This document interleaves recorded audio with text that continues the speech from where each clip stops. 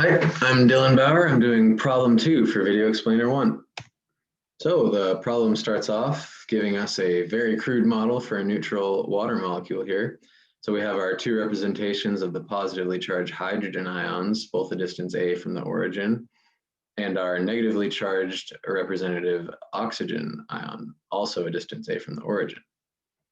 So the problem starts off asking us for the total energy stored in the system. So to find this, what we're going to do is calculate the work that it takes to assemble the system. And that will give us the total energy stored in the system. So this is done most simply by finding the work to bring in each charge one by one from their reference point of infinity to their respective locations in the model. So we're going to have to remember that the work to carry a charge from point A to B is the potential difference between points A and B times the charge being moved. So it's important to note that it's a potential difference here because the electric field is defined as the negative gradient of potential. So we can strictly deal with potential differences.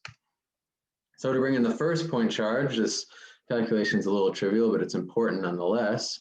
So you bring it in from its reference point of infinity where the potential is 0 to its location here where the potential is also 0.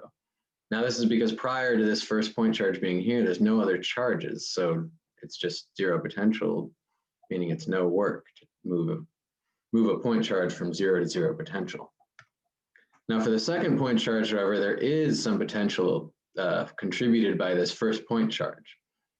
So it goes from its reference point of infinity where the potential is 0 to its point here where the first point charge is contributing a potential from a distance 2a away.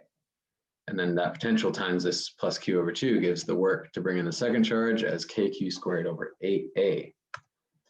Now for the third point charge, it's a similar step as for the second point charge, except we have to remember here, it gets a little tricky because now the first point charge and the second point charge are contributing to the potential at this point.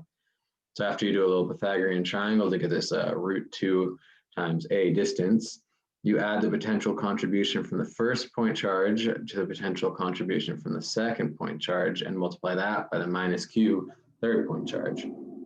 So then you get the work to bring in the third charge as minus kq squared over a root 2. So then adding them all together, I've left off the work for the first charge because we saw it was 0, but the work to bring in the second charge and the work to bring in the third charge gets you your total work as kq squared times 1 minus 2 root 2 over 8a as the total energy stored in the system. And now this is also the total work that you get back if you took the system apart.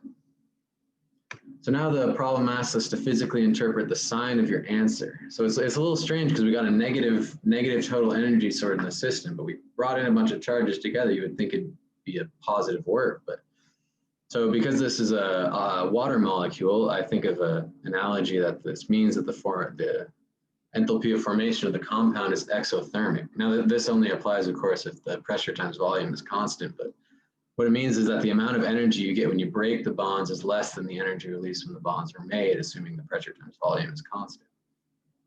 So in other words, you do not have to put in work to assemble the system, but instead the system gained energy when assembled. So now the problem asks us how much work you need to do to bring in a positive test charge q prime from infinity to the origin. So to solve the problem, we're going to do a very similar process as we found to bring in the work of the second and third charge. So here the first point charge is contributing a potential to the origin, kq over 2a, and the second point charge is contributing that same potential, kq over 2a, and the third charge is contributing a potential minus kq over a. So adding up all those potentials gives the total potential at the origin to be 0. So then it took 0 work to bring in this positive test charge. This seems a little bit against your intuition, right? Because you brought in a charge from infinity to a bunch of other charges. So you think you have to do work, but you need to remember that we only care about the endpoints here and the potential difference between them. So at the origin and infinity, the potential was 0 in both cases. So it took 0 work to bring in this positive test charge. Now, another interesting thing to note here about this method is that it can be expanded from point charges to a charge distribution. So you say you would add an integral for some, say, volume charge distribution, you could find the total energy stored in that volume charge distribution. So it's a pretty powerful tool to find energy stored in in charge distributions.